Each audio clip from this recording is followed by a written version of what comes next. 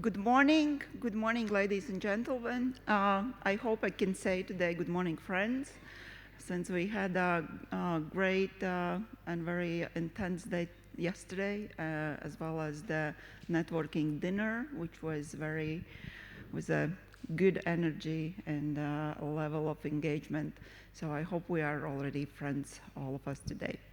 Or in smaller circles, you made some good connections. So my name is Agrita Kiopa. I'm one of the organizers of this event. And it is my great pleasure and honor to chair the first welcome session, which today consists of our main stakeholders, policymakers, and also our patient advocates, which are here to give a purpose and direction for our work.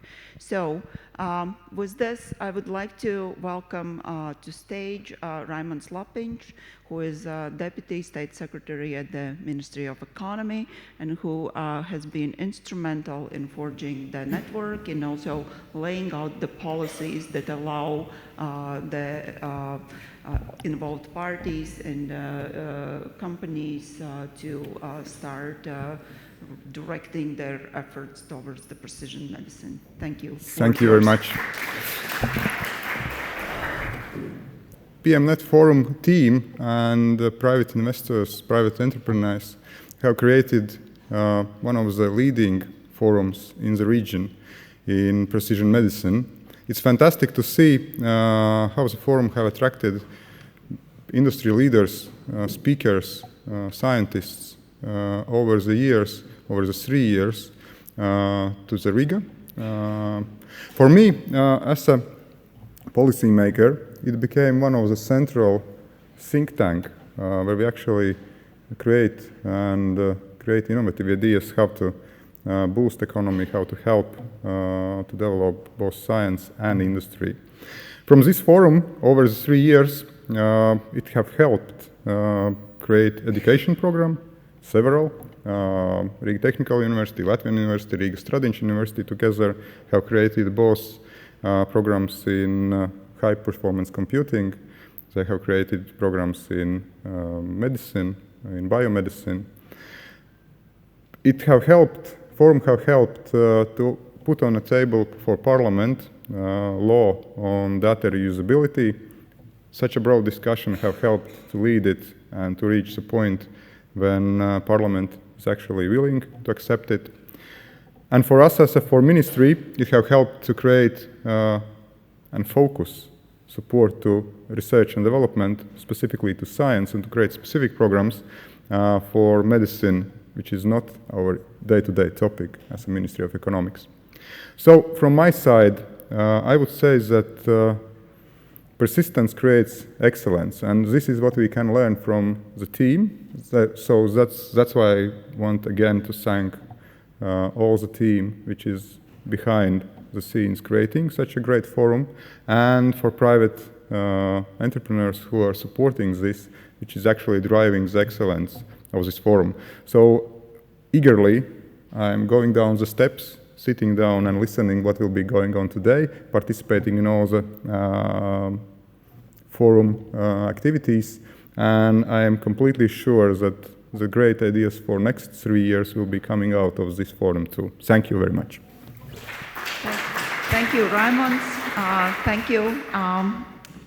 Our next welcome speaker is Nikita Kazakevics. He is Director of Innovation and Technology at the Latvian Investment and Development Agency. And I must say that Latvian Investment and Development Agency has been great supporter of our work, but also strategically they have helped us to be part of the RIS3 or the Smart Specialization ecosystem and participate in all the strategic events and decision-making or decision-preparing processes. The floor is yours, Nikita. Thank you, and good morning. It is an honor and a pleasure to be in front of you today and in front of so many, beautiful minds and talents of the medical world. And even though the weather in Riga wasn't as welcoming yesterday, with all the cold and rain, I'm sure that the environment today will prove that we are very welcoming, and I hope you will feel the support and our eagerness to create a great environment for this event and for you to enjoy Riga. And we as an agency, we are committed. We're committed to digital transformation, and we're committed to investing into smart specialization sectors. And biomedicine, biotech, medtech, and health tech is one of the priority sectors for us. And supporting this event and hosting you here allows us to demonstrate our dedication to these goals. And this forum obviously is not only about sharing knowledge. It is much more about fostering the international collaboration, fostering the friendships that might or have or will be created in here. And we know that the healthcare challenges are global, and thus we need global solutions for them. And to put it even further, and to show our dedication to the global presence, for your information, we have opened an office in Boston, in the great biotech hub, in Tel Aviv, in Geneva, and in 20 more destinations. So please, if you see a potential incentive for collaborating with us, with Latvia, approach one of our representatives in the cities where you are from and where we have offices. If not, contact me, and I'll be the bridge to the Latvia together with our partners. And we are eager to show you, our international partners and friends, our dedication that we want to put Latvia not only as a participant in a digital transformation and transformation in the medical field, but as an important player. And for you to pay it forward, I ask you, please, share the insights, share the knowledge and connections that you've got in here. Share them with your business partners, share those with your peers and your family, so we would put the Latvia on the map of the whole global society and become the ambassador of Latvia in your countries. I salute you, and let's have an insightful and fruitful day. Cheers. Thank you, Nikita. Thank you. Thank you for the good words and good invitation, and also the invitation to use the resources that investment and development agency can provide and have been providing to help us to achieve our goals. Our next guest and welcome speaker is Linda Ozola. She's deputy mayor of our beautiful city of Riga, and I must say that the city of Riga has been very supportive of all our endeavors and events, and also of what we do on a daily basis. Please, warm applause, round of applause for deputy mayor. Indeed, dear ladies and gentlemen, on behalf of the Riga City Council, it is a great honor and pleasure to welcome you all, as Agit said, in our beautiful city in Riga, because we all believe it is. And indeed, it's truly an honor to be together with you as we gather to discuss a subject that is very exciting and transformative field in science and healthcare, namely precision medicine. And Latvia, not only Latvia, as it was mentioned, but especially Riga, has a very rich history in life sciences. And fields such as pharmaceuticals and chemical industries, research equipment production, and other areas have generated large amounts of exports and the largest share of employment in these sectors among the Baltic states. Now Riga is using these advantages and knowledge and experience to grow even further and excel in emerging medicine sectors such as biotechnology, genomics, medical device production, and many more areas. As I'm sure you may have heard already these days, our local stakeholders have taken the initiative to develop a genomics data network in Riga that enables transferring hundreds of gigabytes of data for genomic research between our scientists, hospitals, universities, and other involved parties within just minutes. And indeed, we are very, very proud also from the city's side on all the talents that we have here gathered.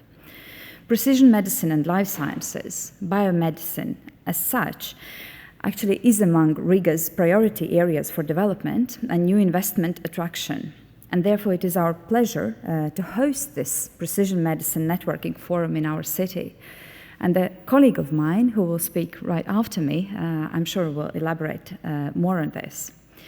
New industry players in these areas are also highly welcome to Riga, and we are confident that you would find our business environment very convenient for growth. And being a politically elected official, indeed, I would like to underline that as a city, we are aspiring and working hard to attract new investment to our city. We are working hard to make Riga, to build Riga, a modern, dynamic, resilient and safe city above all in the situation. And our doors are always open, and if any of you consider doing more in the city of Riga, you can be sure that you will receive all the necessary assistance from our side. So I hope that you have had already some very fruitful days behind you, but there is another interesting day ahead of you that you will benefit not only from these discussions, but later on in the afternoon you also have some time to enjoy the city of Riga. So thank you to all of you for being here, and have a really fruitful day. Thank you.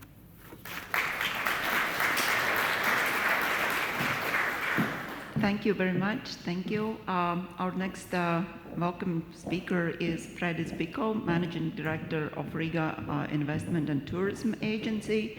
And this agency has helped us organizing first event and as well this event. Please. Good morning, ladies and gentlemen. It's an absolute honor to stand here in front of you in the beautiful city of Riga. I myself just a few weeks ago came back from Boston in the US, which was already mentioned here, which is a known international hub for life sciences. I was amazed on visiting different research centers within the MIT. And I do hope that with the background that Riga has and with the talent we have with the companies that are operating here and putting together our minds and efforts, we can build even stronger hub for life sciences and precision medicine here in Riga. As the head of the Investment and Tourism Agency, I would like not only to celebrate the remarkable achievements in the field of precision medicine, but also to extend an invitation for companies and startups operating in this field and related industries to consider Riga as their new home for expansion and growth. As Vice Mayor Linda Ozola already mentioned, Riga in Latvia has a rich history in various fields of life sciences. Nearly 500 companies operate in these areas, with majority obviously being located in Riga. Thus, there is an excellent ecosystem of innovation and excellence within the field, but also complemented with great education system. If you know that one of the top, so number one driver for international students is actually life sciences. They come here to study medicine. Pharmaceutical manufacturing stands as one of the largest sectors, contributing to 33% of industry exports. Yes, Riga is also home to many top-tier research centers. And I guess after many speakers before me already mentioned, I could agree with everything what they told, but add to that we as an agency are here to support you, to help you invest in Riga, to help you grow in Riga, improve investment environment of the city, We're a new agency, rather new. I'm not sure how long I can actually tell the story that we're a new agency, but we're here for a few years now. And I feel like this is an important step that Riga is taking towards investments, towards business, which wasn't maybe a large focus before that, but I'm here to assure you that that is going to change, and we're here to help and support you. Thank you very much, and have a great conference. Thank you. Thank you, Fredis. And our last two speakers are here on their really voluntary hard work that they do. As we have been questioning ourselves why we do all this, why we bring together stakeholders, why we do involve scientists, and why we target and involve our policymakers. There's just one reason: we want to do right things in a right way. And from day one of our network, we've been working with the patient organizations and patient advocates, and we are always very grateful that people are ready to share their time, their energy, their stories to help us to find the right direction and right way. So please welcome on the stage Sanita Sinica, who is a project expert from Latvian Alliance of Rare Disease. Please.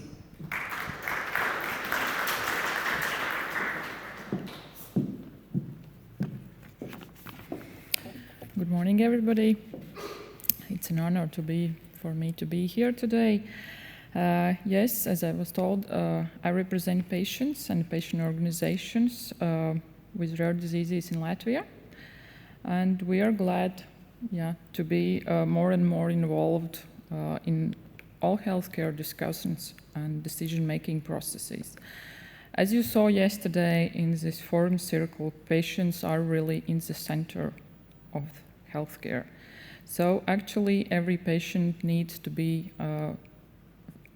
have feeling of this protection, like to be cared and hugged from all of us and all of you, from doctors, from universities, from hospitals, scientists, patient organizations, pharma industries, and etc., everyone.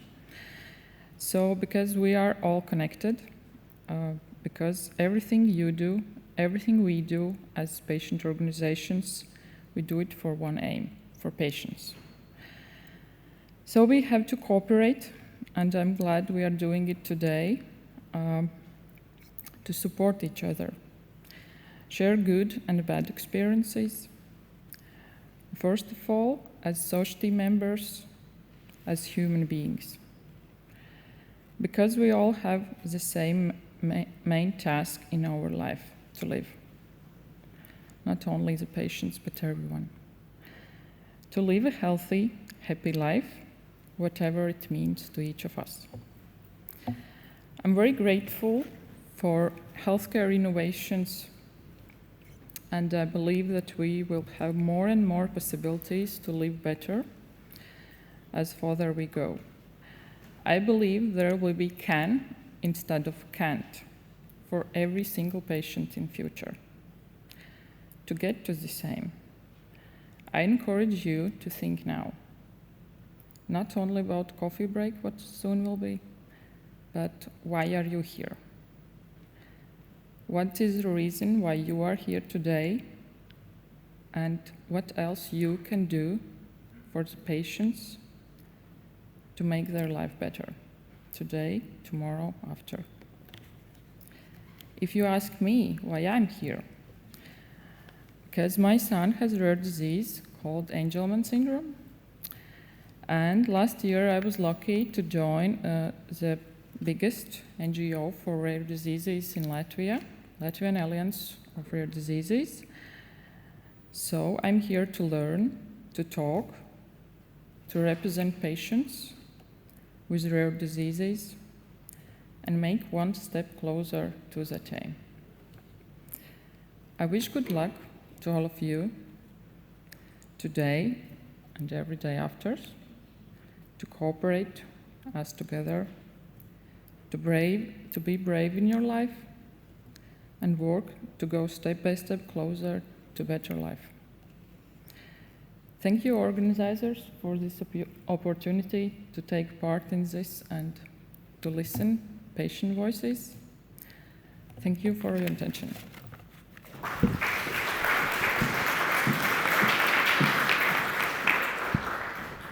Thank you, Sanita, and thank you very much for your time that we know you are investing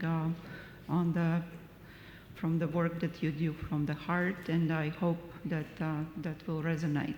I'm sure, not hope, I'm sure it will resonate with us. It is resonating with us. So our last speaker is Roi Shternin, who is also a patient advocate, an author, entrepreneur, and please, warm welcome to Roi.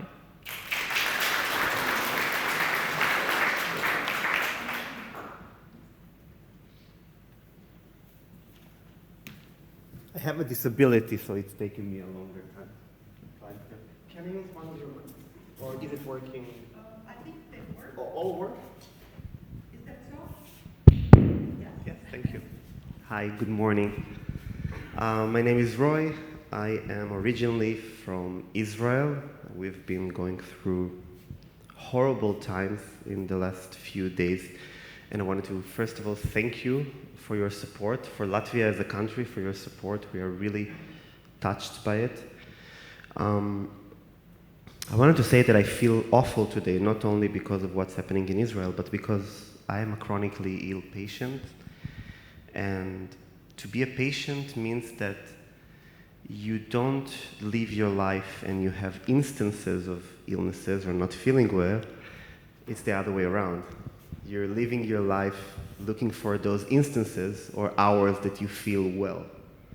Actually, 5 minutes ago, I was not even sure I can come on stage because there is this insecurity that always follows us. And I'm so touched by seeing all these initiatives that I'm hearing about in the last day.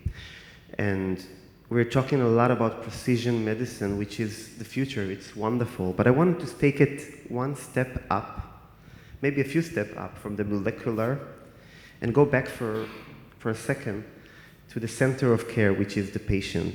And we as patients have a lot of needs that it's very hard for us to communicate to healthcare professionals, to researchers, to policymakers.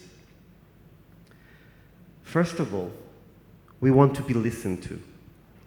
And I think that the organizer here did a great thing and a great statement by putting a patient on a stage in those two main plenary sessions. And I think this is very important. The way that we feature patients, not only as a little session or we have a patient on board representing other patients, but to have patients as equals. Equals in decision makers, first of all for themselves, for the shared decision making that there is a lot of conversation about in healthcare but rarely happen, to help design policies, to help design reimbursement. We are seeing the few first signs that there might be in some countries patients sitting as not only observers but also as full veto participant in health reimbursement committees. But why do I tell you all of this? I think that the main problems that we as patients have is basically something that I call the patient centricity problem. Everybody's talking about patient centricity. But when we talk about something and it's becoming a buzzword, it's a bit like greenwashing. Everybody's saying patient-centric, patient-centric, patient-centric. But I'm speaking around the world, and it's really rare for me to see a real patient centricity. And I want to share with you some examples of what I've seen that worked. But before that, I just wanted to share with you my feeling as a patient and why am I here? What led me to this stage and this position? I came down with an autoimmune illness after being exposed to extreme trauma as a soldier in the Israeli army. I was serving as a medic in a field hospital exactly in this place in Gaza where the terrorists took over. There is a military base that the terrorists slaughtered 200 soldiers almost. This was my base. And I was exposed for so much trauma, and mental health was such a big taboo back then that I could not say that I have a problem. I could not say that it's maybe too much for me to see death and horror every day. And only 20 years later, after COVID, we're starting to see the first glimpses and signs that the taboo is starting to be lifted from mental health. Because I get the feeling that mental health is the black sheep of medicine. It's always something on the fringes. And for you that are very much involved in precision medicine, I think that the art of psychiatry should become more the science of psychiatry. I know it's very provocative to say it, but we're still not using genomics enough in psychiatry, and we're not using more clinical tools that are already existing. I came down with an illness that started with a trauma, but led to a full autoimmune response. And I'm suffering from an illness called POTS syndrome. POTS syndrome was rare, but thanks to COVID, it's not rare anymore, because apparently many of the cases that we called long COVID are actually POTS syndrome, which is good for us as patients because we have more research, but very bad for the millions of people that are going to come down with this illness. And I'm standing here today, but I was 7 years in bed. I was completely bedridden. I could not walk, I could not talk, I could not eat by myself, I could not shower by myself. But this was not the worst part. Sounds strange, right? How can it be not the worst part that you're a 20-something-year-old and you cannot even get out of bed to pee? The worst part was the gaslighting. Gaslighting in English is a term that means that somebody is trying to convince you that something is all in your head. And this is the worst thing to say to a patient, that it's all in your head. Sometimes it is in our head. Our ability, our mindset to take over, to take responsibility over our illness is something that is completely unstoppable. We see patients here, like Sanita, like Baiba, that are completely revolutionizing healthcare here in Latvia because they are using their own voice to personalize their own care and the care of those communities they're in charge of. For me, this is also personalized care. For me, lying in bed for 7 years, searching for my own illness diagnosis, coming up with my own rehabilitation plan, with my own treatment plan, this is also personalized care. But it was my own revolution from my own bed that I had to do. Nobody helped me. I've seen 33 doctors. At some point, I wrote an email to the Johns Hopkins University, and I told them, "You're the best university in the world for medicine. Can you help me maybe?" And then they wrote me back, "But you live in Israel. You have some of the best doctors in the world. You don't need us." They also saw some of the names I gave them in those charts I had to copy and carry with me everywhere. It was almost 20 years ago. By the way, we still copy and carry with us those pages because I was dealing not only with gaslighting and paternalism by healthcare, I was dealing with broken health IT, which is still one of the largest backbones of medicine. And we are here innovating. And we can innovate, like we say in Hebrew, all the way until tomorrow. But if we cannot integrate it in our EMR system, EHR system, health IT systems, we're not achieving much. And Latvia, as a small country, has an amazing opportunity to be a pioneer in Europe and not only connect those hospitals together, but create ownership for the patient over their data, and to truly open those systems for third-party validated stakeholders, for therapeutics that are digitalized, for genomic tools. But back to my story, I could not even care less about all the innovations that we had because I was lying in bed. I shared it yesterday in my session. I've seen those 33 doctors, and the doctors I was waiting to see the most was like the Israeli doctor house. It was so famous. I had to see him privately because he was so overwhelmed with patients. My parents had to pay a lot of money to see him. I had to wait for almost 6 months to see him. And patients have a lot of respect for doctors. We look up for doctors.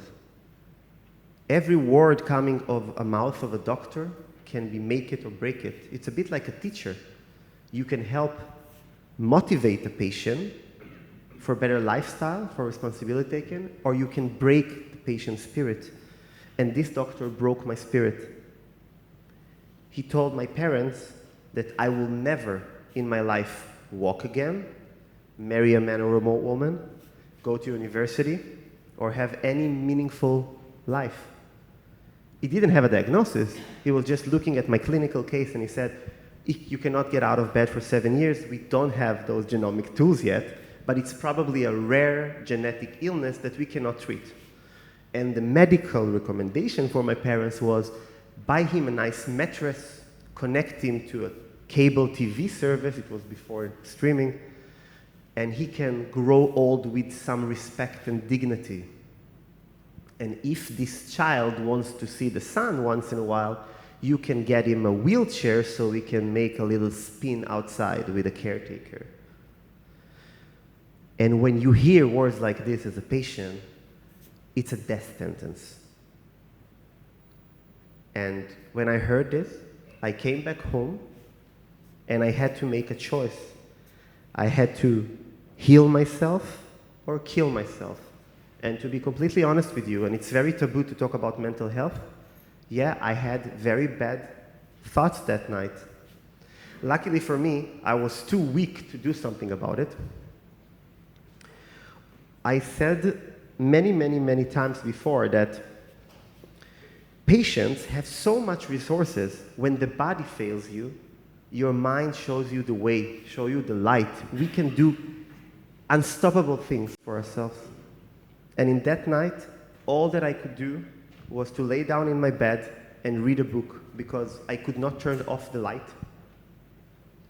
And every time I tried to reach the TV remote, I would faint. I was so sick that even if I did like this with my head, I would faint.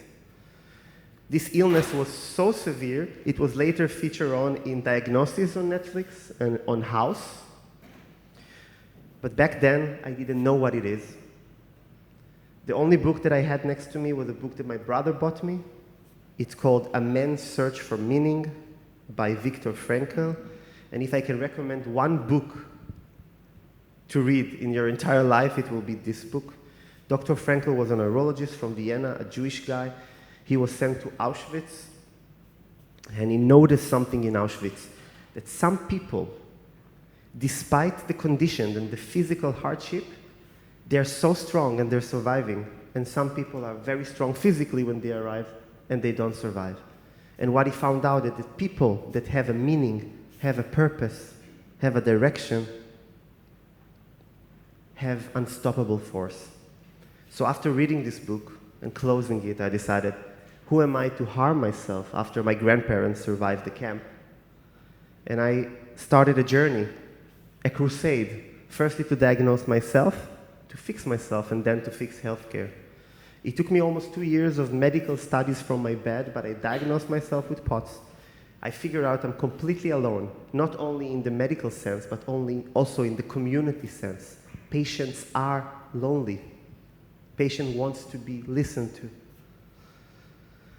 After I taught myself how to walk again, because I became from this patient who has something and maybe it is only this head, I became this patient who is too sick and nobody knows how to treat.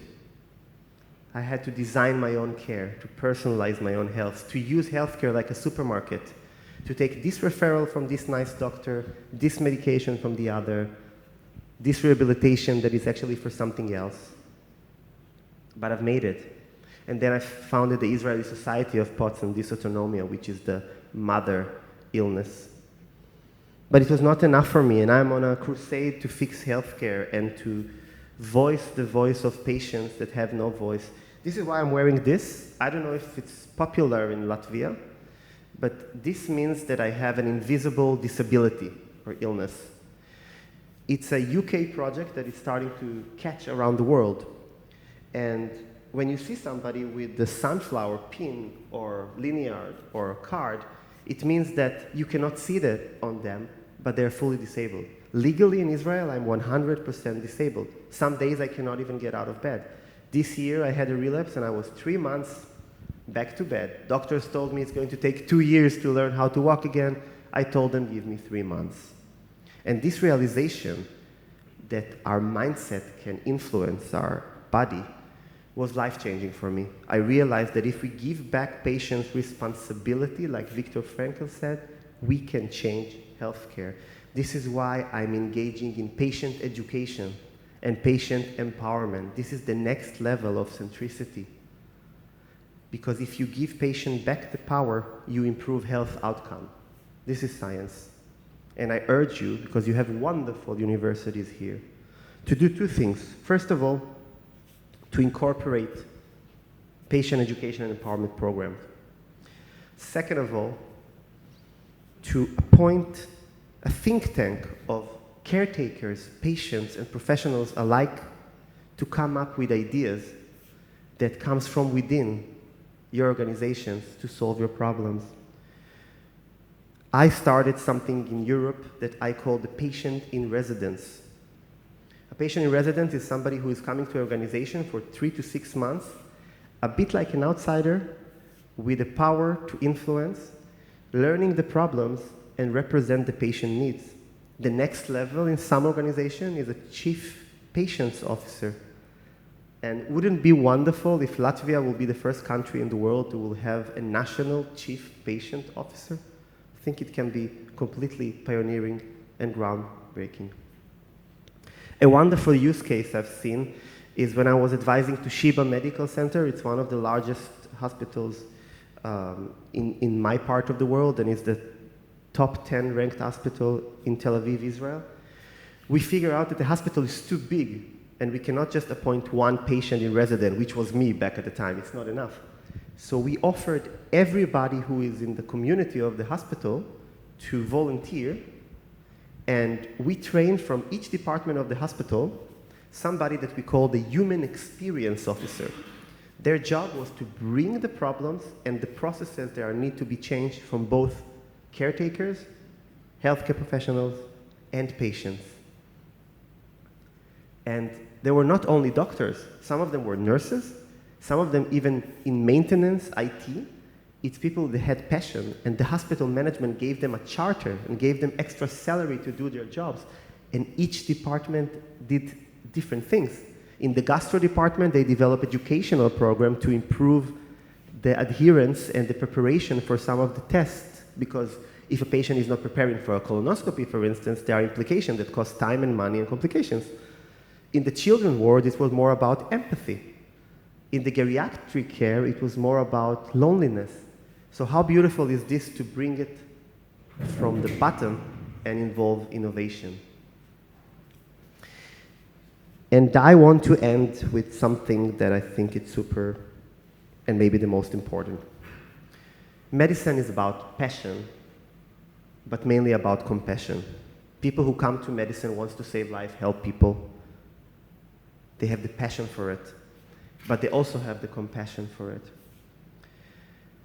And I think that the crisis, the miscommunication crisis that we see in healthcare, in which healthcare workers are not satisfied, are burned out, leaving their jobs in messes, and the patients being so unsatisfied, they're looking for their own ways, this is a very bad spiral. And I think we cannot fix the care for the patients without caring for the people who care for the patients. I urge you to appoint mental well-being officers in your hospitals, in your HMOs. I think that we have to take care of this. And regarding passion and compassion, another thing that I really, really care about is empathy. And I don't see enough empathy training in medical training.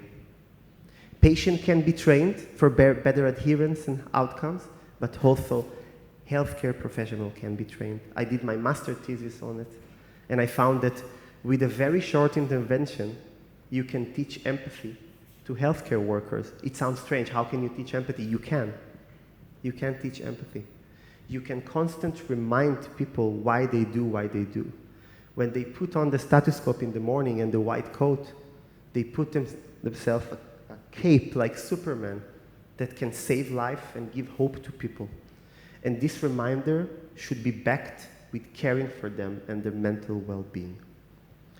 I'm standing here today not because of a medical miracle. I'm standing here today because I took responsibility over my own healthcare journey, personalized it, and made myself and others unstoppable. Thank you so much.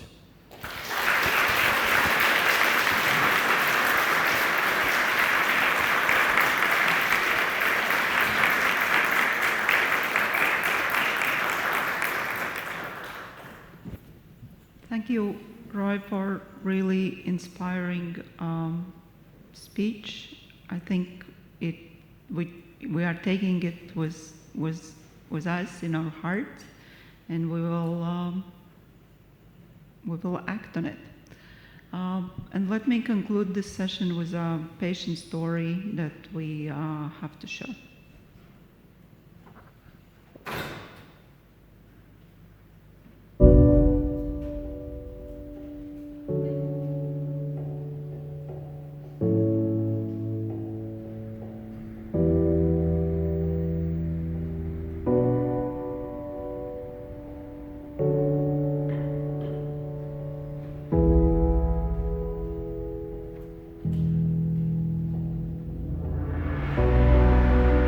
Δεν πίστευα ποτέ ότι θα είχα καρκίνο.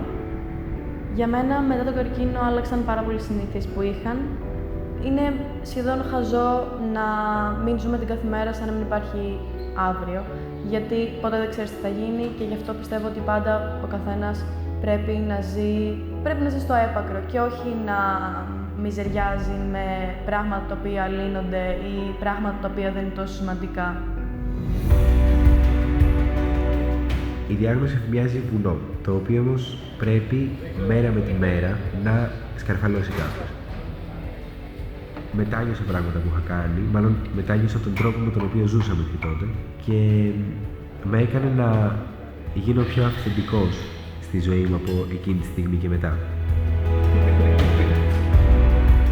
Eu aprendi a ter mais calma, não ser tão ansiosa, as coisas no fim hão de correr bem, levar o dia um bocadinho mais de cada vez, nem tudo é assim tão urgente e tão importante e tão decisivo.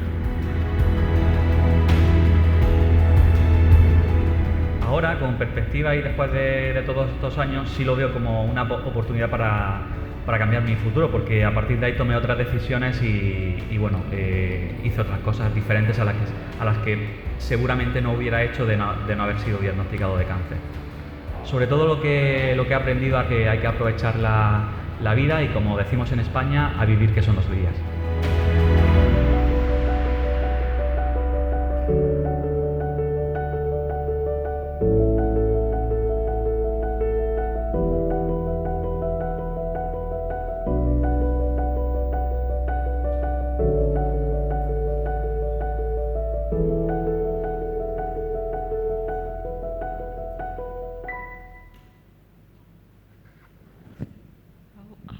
Thank you, everybody, for attention.